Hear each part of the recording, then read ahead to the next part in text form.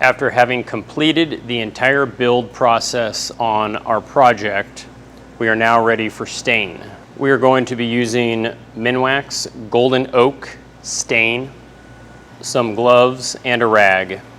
I'm going to begin by placing some spacers on the table and flipping my project upside down onto those spacers.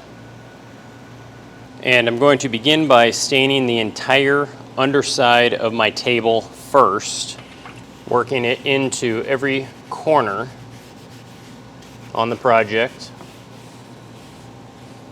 Once the underside is looking pretty good, we can flip our project over and stain the top.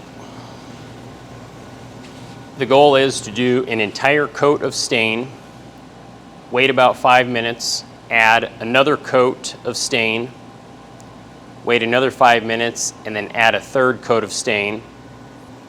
And this should get us close to the color that we are wanting to achieve.